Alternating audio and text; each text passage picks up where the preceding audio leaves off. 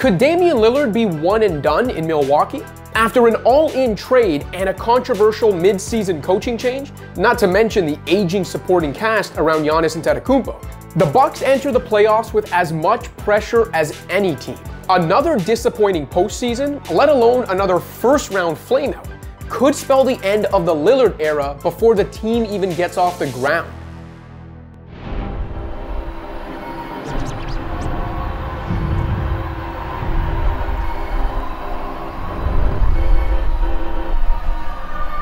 Full disclosure, the Bucks were my preseason title pick, and at full strength, a big if right now, they obviously have the talent to win it all. But this team just never coalesced the way I thought they would. The Giannis Dame two-man game wasn't quite the force we all envisioned.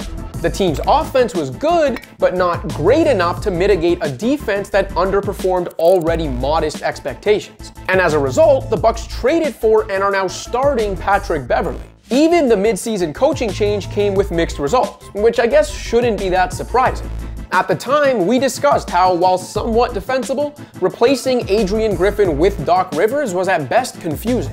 Under Rivers, the Bucks improved defensively, but the team's offense fell off a cliff and Milwaukee actually posted a losing record, all while taking 8 losses to Portland, Utah, Memphis, Washington, Toronto, and the LeBron-less Lakers. He should be embarrassed. In the end, Milwaukee escaped the regular season with 49 wins and the NBA's 11th ranked point differential.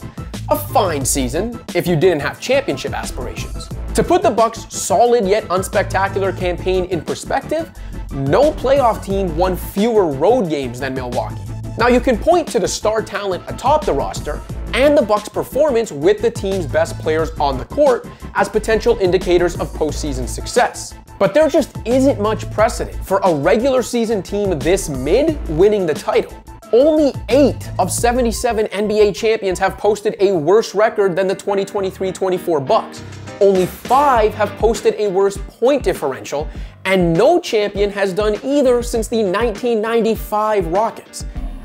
It's been 84 years.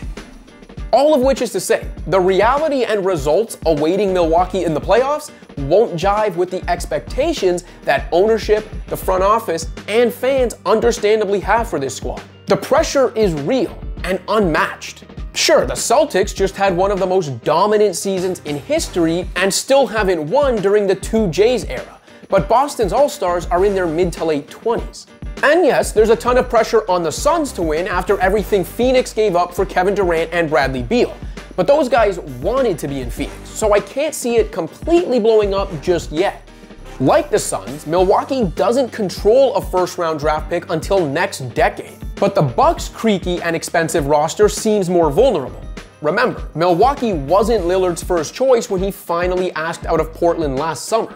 If Dame's turbulent year in the Midwest comes to an end with an uninspiring Bucks playoff performance, is it really that far-fetched to envision him testing the trade market again in hopes of landing somewhere beachier?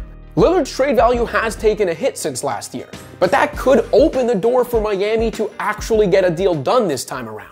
It would be a tough pill to swallow in Milwaukee, but turning a potentially unhappy Lillard into multiple players and picks could help Giannis's Bucks stay competitive as Chris Middleton and Brook Lopez age out.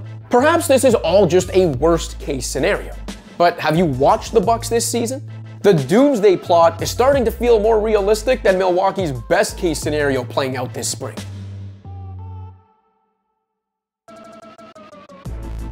Thanks for watching.